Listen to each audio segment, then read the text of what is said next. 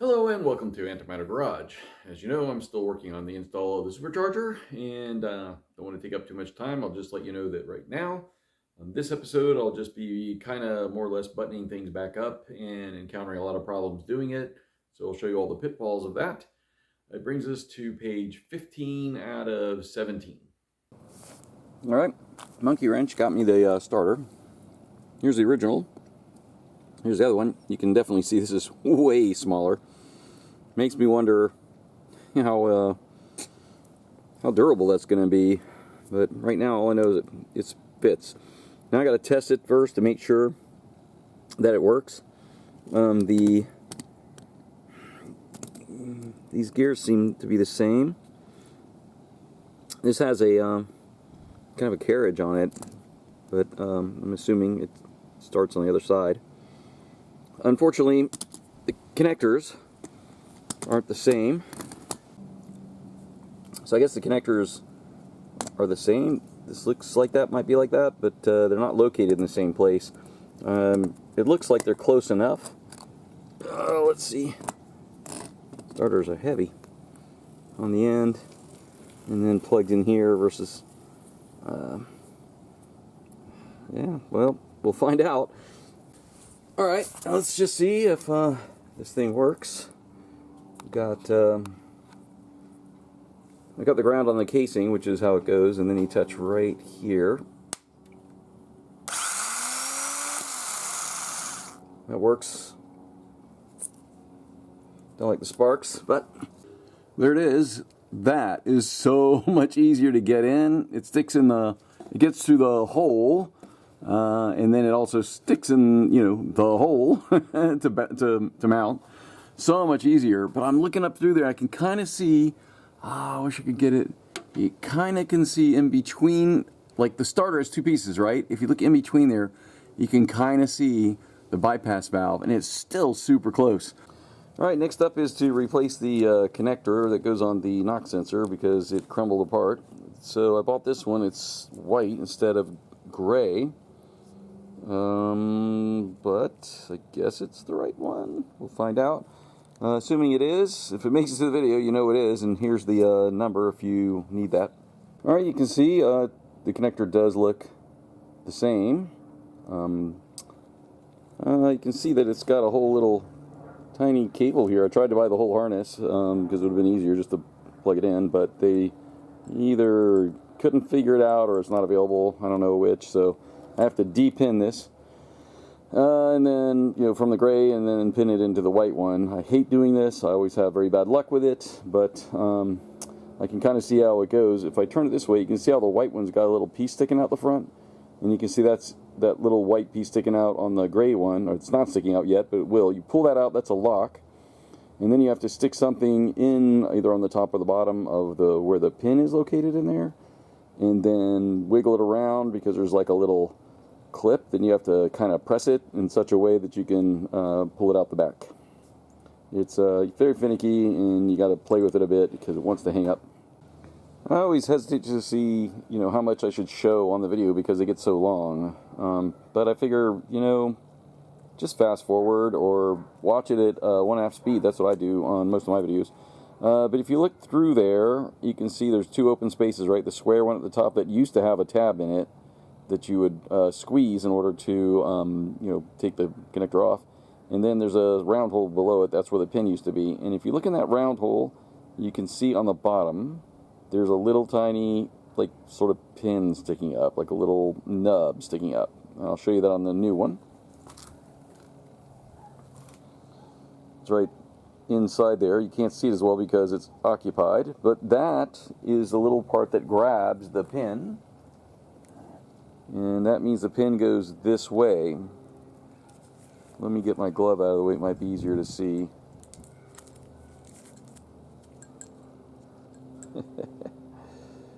Well, anyway, I'm just going to show you here.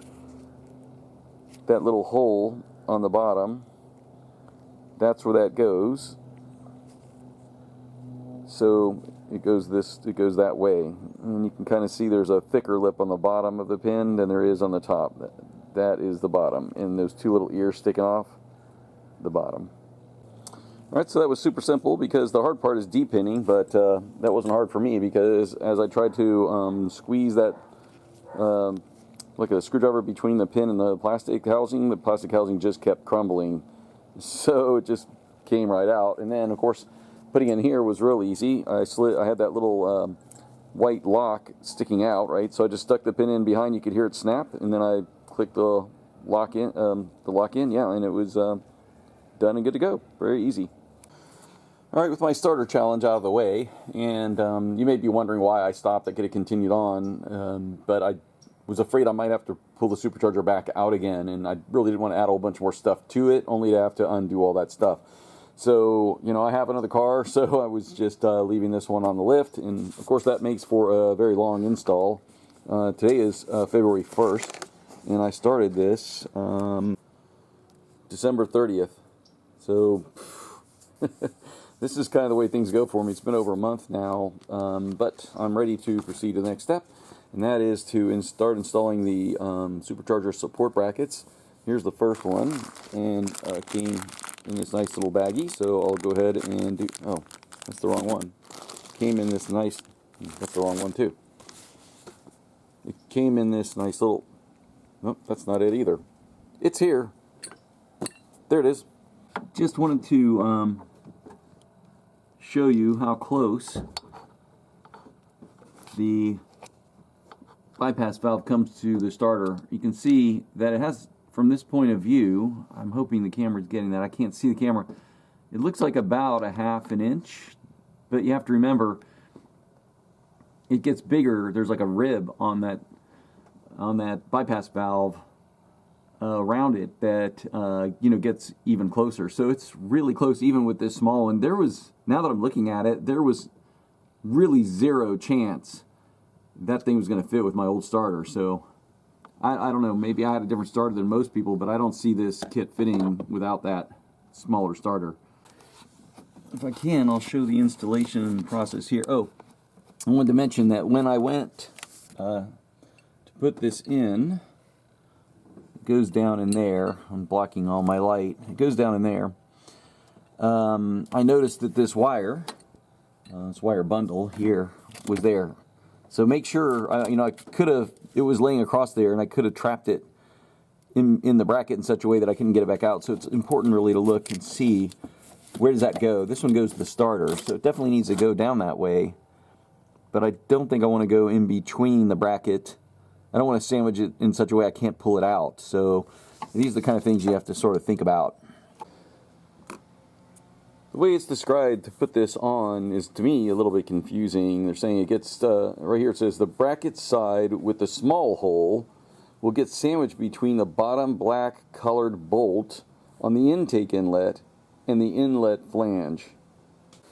Alright, the next instruction is, once again, not clear at all to me, and I'll show you what I mean. But before I do that, it's down in this area, and I need to make sure that I route that wiring in such a way that it's not going to get caught up in, you know, on the wrong side of the supercharger. Also, I should probably put this vent tube back on. I bought a new gasket for it. I bent the other one up. It doesn't say anything about you needing to move that anyway, so I'll just fix what I undid and then keep moving on. Here's what I'm talking about on the next step here. Hopefully you can see that picture okay. They're talking about attaching this bracket to the engine. And I have the TVS 900, so I'm supposed to do it according to this picture, but I don't see that bracket in that picture anywhere. Do you? In addition, I do see this bracket. However, let's see, yeah, it goes that way. However, if you look, this bracket is the same thickness overall. The bracket in this picture looks like it's thicker at the back and thinner across here. And then they talk about a shim, this aluminum spacer here, which did not come in my bag. I have to check the other bags. It may be there, but something tells me perhaps with this being full thickness, it's not needed. I don't know, but the next step is to install this one. And again, I don't see that there. So I'm going to just put this down there and see if I can sort of figure it out. And if you need this little gasket that goes on that vent tube, there's the number. Something else that wasn't called out in the procedure, but I wound up doing because it was in the way of the intake manifold coming out, was this VVT valve, oil valve thingy. So I'm going to put that back in right now before I do the vent tube, because I think I might have to, I think the vent tube might be in the way, so I'm going to do both those right now, reverse those steps. So hey, I'm installing. All right, I was having a real hard time getting the VVT oil thing back in, and the vent tube was in the way, and I kept pushing on it, and then it finally gave way, and now I have to go see if something moved or something broke. Here's where the vent tube attaches to the engine, and if you look up here, it goes to a hose. And you can see I took the hose clamp off, and I think it just turned inside the hose. I was hoping that was what happened. It's going to be very difficult to get to, but again, this starter can come out. It's just barely in there right now. So I can get my hands up in there and hopefully fix this issue.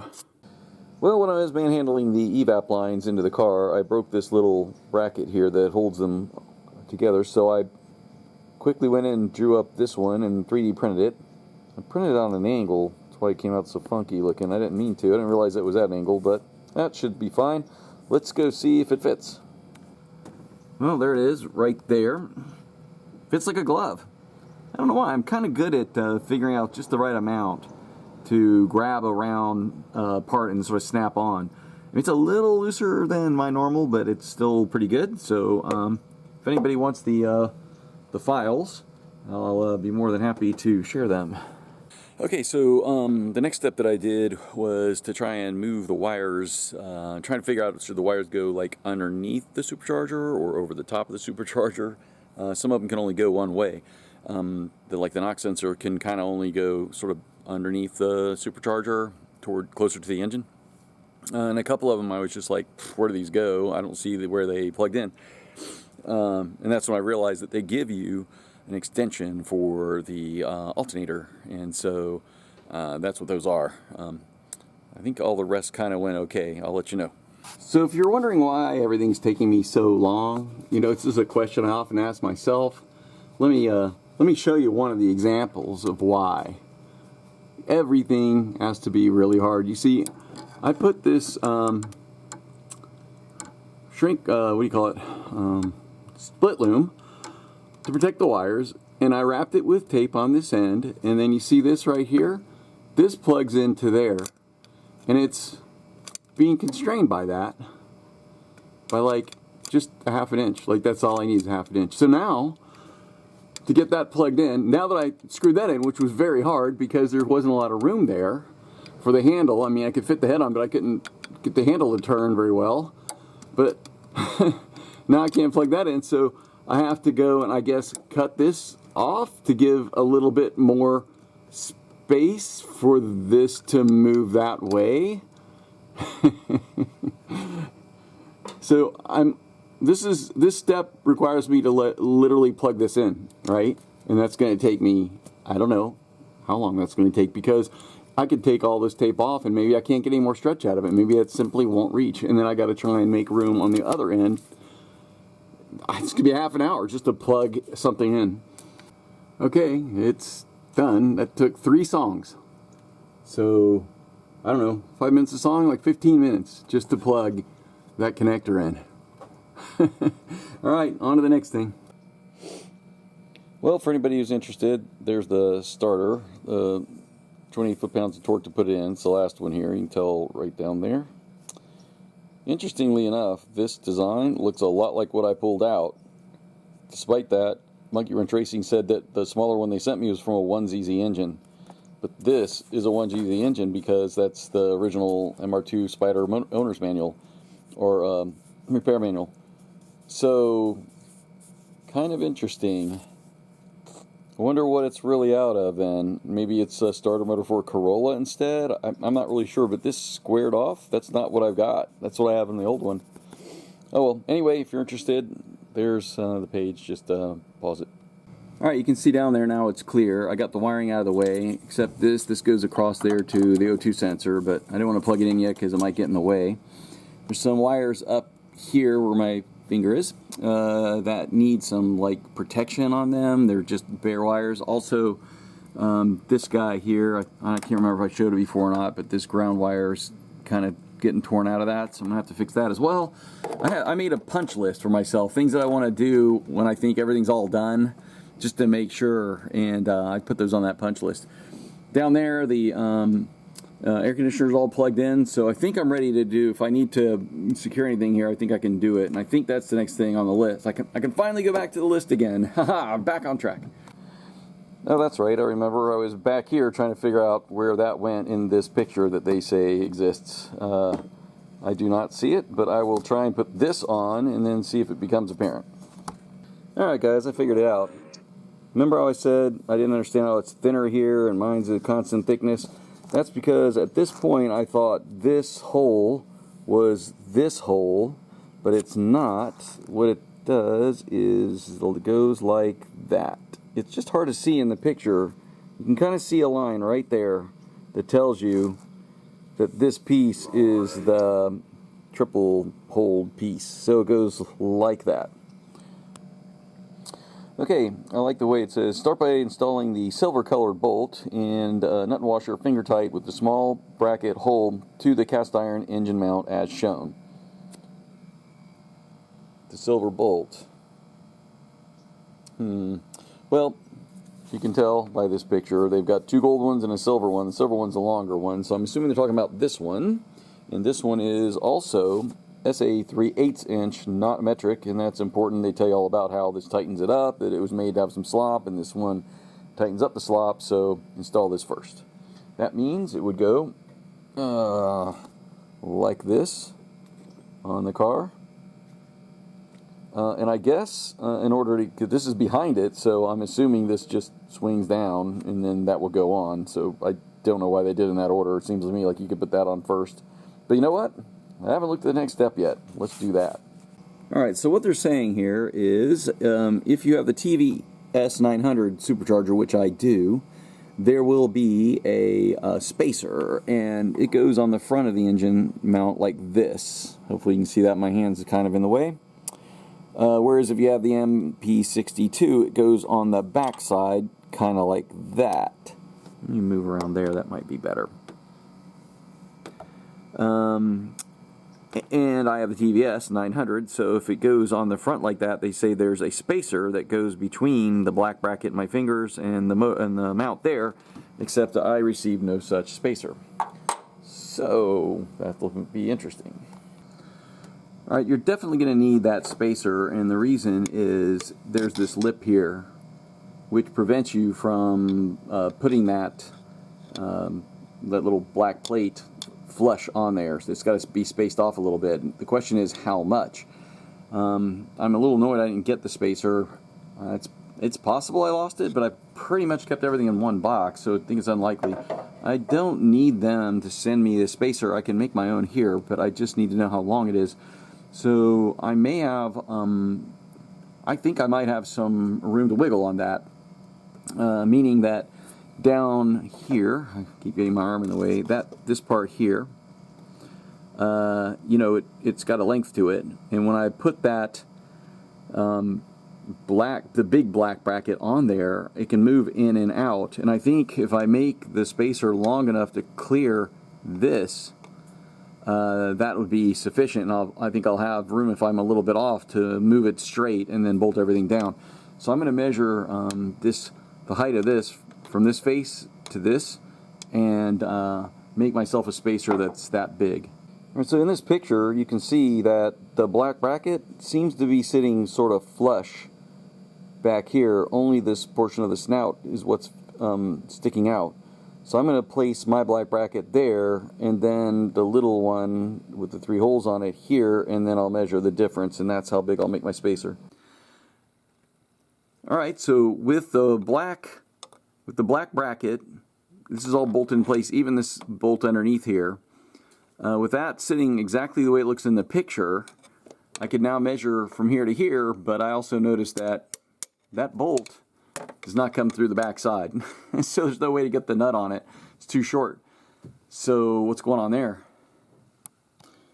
Alright, so I think on Will Chain's channel, he had concerns about the pulley rubbing on this bracket, and so I wanted to try that out before I did anything further, and sure enough, it catches. I'll see if I can get in there, and so if I were to push it in, right there, it's catching. So I don't believe, and it's marked out. It looks like my writing, to be honest, but I don't know how. I wouldn't know what side was out, to be honest. So I think that bracket needs to go back a little bit. Whether that'll be enough to give the nut, you know, I'm just thinking this is a support bracket. I don't think it matters. I think it can go back further. I mean, I think I can go all the way back until basically it's hitting here. That's what I'm going to do. Alright, so I basically went until this black bracket bumped into that little lip that's on this guy. You know, an alternate thing might be just to grind that lip off, but pff, I'm never going to get a grinder in there now. If the engine's off, of course, all this stuff goes away as far as difficulties. Anyway, so I moved it there till it bumped in. I tightened everything down, and then I measured, and what I got was 0.339. It was 339 until I just bumped it. So I'm going to make myself an aluminum spacer that big after I go in and have a little lunch.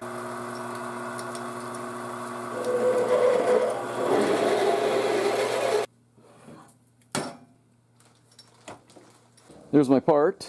I used 3/4 inch aluminum, and I just cleaned up the outside. I didn't really reduce it. I think it'll fit. We'll find out. I hope it does, because I don't want to put it back on there. I was waiting for 339 and I'm at 338. I'm 1/1000th of an inch off. Let me turn it. There we go. Only a 341. 338. Okay, I'm off by 1/1000th of an inch. Not bad for an amateur. And there it is. So sure enough, 3/4 of an inch outside diameter. That's great. I didn't have to turn anything down. I just, like I said, just cleaned it up, made it the right length, and put a hole through it. And yeah, fits perfect. All right, so I was able to get that on there okay, and it's tight. It's plenty tight enough. Stop it. It's plenty tight enough, but this bolt did not reach the nylon, I want to call it. There's like a little, it's a lock washer. These two are lock washers as well. This one was a slightly different one than that, and I have a feeling this one may be more of a locker. I don't know how to explain it other than I've used a lock washer one time, and the material they had in the end was like almost like an amazing kind of glue. And in fact, when I went to take the bolt out, I forced it, and the bolt snapped. That's how tight it was. Apparently you have to use a heat gun to get that one out. I did not know that. A lot of these, like these other two, I'm certain are just regular nylon, which means it just keeps them from backing out. But because this one was a different color, it was a red color versus the sort of clearish, whitish color, it may be something different. Either way, the point is, the threads did not reach that ring, and so I put some Loctite on it and tightened it down. So let's hope it holds. I'll have to monitor that for a little while, I guess. You know, why the bolt isn't long enough? I don't know. It's like something else that Monkey Wrench missed. Okay, so now I've encountered the next problem. There are 4 holes on the front of the Supercharger where the pulley bolt's on, and one of my holes is messed up. So now I've got to run a tap in there to try and tap it out and clean out the threads. Alright, so it's time to install the alternator for real this time. I believe that this guy goes on this way. So the other one, you can see the double arms go more toward the front of the engine or the right side of the car, and some people were saying that you should box this in, you know, put some plate on this side and weld it on.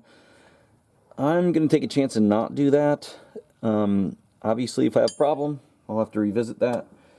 But if it is a problem, it'll be a big problem because there's only one belt for the whole car. So if that's a problem, then yeah, you don't get anything. You No water pump, no supercharger, no alternator.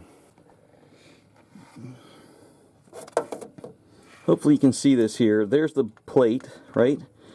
So if you flipped it around, it was back here. It wouldn't be near that tongue sticking off, whatever that's called, that little flange. Getting the screw in, that's a different story. I've dropped it 4 times now. Okay, so I am concerned about this slop. This one doesn't have that slop because it was taken out with, there's like a pressed in fitting here on the end. But this one needs it too if you're going to tighten this bolt down, which you need to. So you need to take out that slop. So periodically I make tools, and I made this one when I installed the engine, and I put this in between those 2 ears to keep them from, you know, getting broken, and I found it. Fortunately, I didn't mark it as a tool, but I did now, and I'll throw it in my tool bin. I think I just thought it was a pipe I'd never use again, but the truth is, here I am, right? It goes down in there and supports the ears. When I tighten that down, I'm going to use it right now.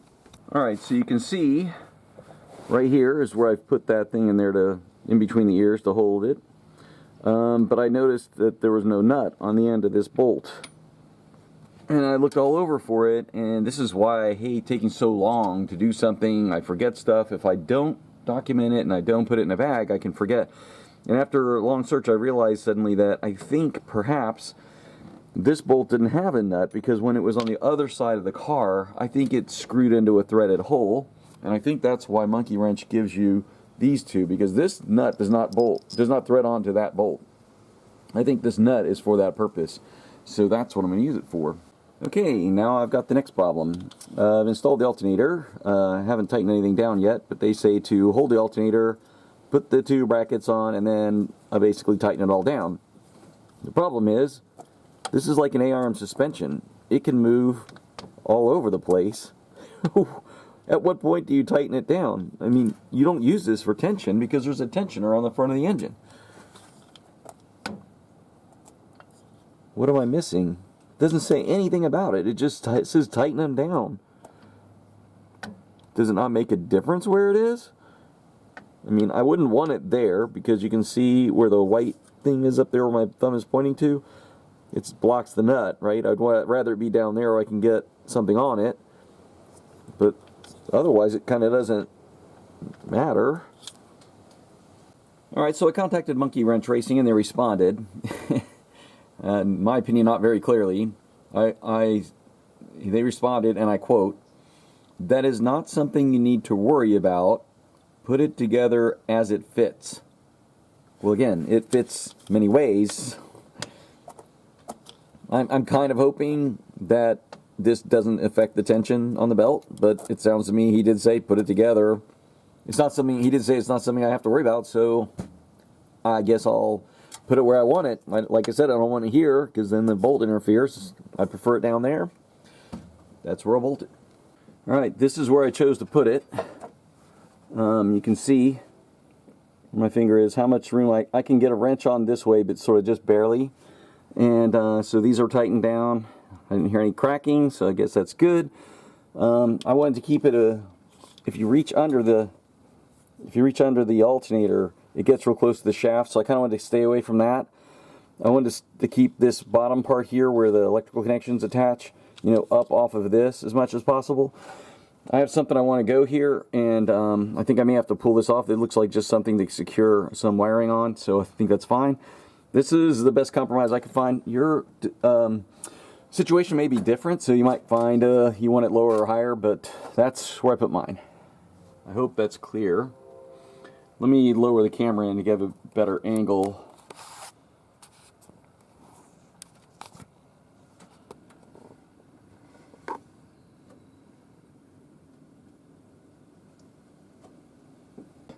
Alright, so then you have to add these extension cables on because the alternator used to be over there, right? And they give them to you. This one just connects right on like it would normally and connects on the other end. However, you need to route them away from the belt and, well, basically anything. And right now it would have to go like this to connect, more or less. There's a teeny bit extra. It can go sort of like that, but it's hanging out in the middle of nowhere. You can see down there where my finger's pointing. I don't like that. I want it to come along here and maybe even all the way against the back wall, so I need more than they gave me. Unfortunately, there isn't more of this one, which has a proprietary connector on it. If need be, though, I could cut it in the middle and put my own, I got some waterproof connectors I could put in there to also put that against the wall. I just want it to be neater than they, you know, provided here. It would have been nice if they gave us a little more, but technically it does reach. I just don't like the idea of stuff sitting there or here. Yeah, so I ordered some stuff online to fix that with, but in the meantime, I'm just going to move along. So where the two are supposed to come together, they did provide a nut and bolt and some of this braided stuff, shield that goes over the outside, and some zip ties to tidy that up, but I don't like that method, so I'm going to do my own, but they did provide it. So next up is to install the serpentine belt, but gold star goes to anybody who can picture why I might not want to do that. See down there on the water pump? I took my pulley off, and it occurred to me at this point, I'm starting to get closer to the end now, and I've done, or rather undone, a whole bunch of things that weren't really called for in the procedure, and I think it's time that I went back and started putting all that stuff back together. For instance, the engine isn't actually attached to the car, and I think before I attach it to the car, though, I've got some room up here. I think I'm going to move on to one of the next steps has got to be to install the new fuel injectors. So while that's a little bit more open, I'm going to do that. Yeah, and start going through what I did. Fortunately, I have a procedure, and undo some of that stuff. All right, I put the new fuel injectors in. You can see the engine's a little bit lower. That helped, but it was a nightmare. Everything that could go wrong did go wrong. You have to be super careful not to tear the O-rings. I hope I was careful enough. I had one where, at a point where they were all pretty much in, and then I stuck a bore scope down in there and looked, and one of the bottom donut rubber things that goes into the engine part was like crooked and pinched, so I had to like pull it all out, and then the little spacer piece fell down, and it was, seriously, it was a huge nightmare, but I think I finally got it in. Hopefully there aren't any leaks. We'll find out when I start it. Down there is a connector. You can't actually see it. I can't see it either. There's a connector that, two connectors that snap together, and due to the supercharger, they no longer reach each other, so there's a bit of a gap. So I'm going to have to try and figure out what to do about that. If there's another routing I can take, or if I have to extend the wires a little bit. So I guess the next thing is I'll jack the engine up a little bit. You can see there's a bit of a bigger gap down here now. Because right now it's on hydraulics, so the hydraulics could slowly let it down. I need to probably stop for the day here, at least soon. I got some errands to run before it gets dark. I'm going to do it on my bike. It's coming along. I think these extensions they gave us to plug into the new fuel injectors, I think they look ugly, personally, but I don't like that routing. It's probably just going to leave it, though. Okay, I was finally able to tighten the pulley on the water pump. If you're wondering how, get the biggest drill bit you can find that'll fit in the hole. It's short enough that you can stick it in there and find a place on the engine that'll lock the pulley in place while you tighten. You may have to pull it out. I had to pull it out, rotate 180 degrees to do the other two, but it worked. Drill bit didn't break, so good to go. Alright, I'm putting the motor mounts back on now, and you can see that this motor mount is not lining up. This slot here needs to come this way a little bit, which means the engine has to move to the left side, and I'm having trouble doing that because down there you can kind of see that motor mount's kind of on. That's preventing it from moving this, left and right. So I think what I'm going to do now, just in case you run into this problem, I'm going to loosen those bolts down there and see if this plate can slide left. All right, so I didn't record a lot of the steps that I've done up till now because I was basically sort of putting back a lot of the stuff that I'd taken apart, trying to get back to sort of where I would be in the process. And the next step in the process is to put the belt on. I think I am there now, so I've done it. I got to tell you though, it feels loose to me. It doesn't. I'd be surprised if it doesn't slip. It's not super loose, but I kind of feel like it should be a little tighter. If it needs to be tighter, the only thing I can think to do is to loosen the bolts in the alternator and try and push it that way, and then tighten them down. Use it like a tensioner, even though there's a tensioner right here. But the routing is, I mean, it's kind of obvious if you ask me. Basically, it goes around the supercharger and the alternator on the top, around the crank and the AC on the bottom, and then it pinches in the middle in the waistline, like I like to say, in the waistline there, around the water pump and this idler pulley. And you can kind of tell because the idler pulley and the water pump are flat. They're not ribbed, so you know those have to go through on the back of the belt, right? So you can kind of figure it out even if they didn't give you this drawing. Okay, there's a step here that I don't understand. It says, oh, it says if installed. Maybe that's it. It says tighten the fuel line, hold down clamp on the left side of the cylinder head. But if you look, my fuel line from the, because that step is for the fuel rail, it comes here and goes around down there and just goes to the back wall. I don't see any way that that's going to attach to the cylinder head, which is up front here. So what I did notice though is that this comes and kind of touches the wall of the car, and it goes down, touches the wall down there too. I might come up with some sort of a little standoff to keep the fuel line from rubbing through, or at a minimum wrap it in some of that split loom so that it, you know, it wants to wear through the split loom and not the fuel hose.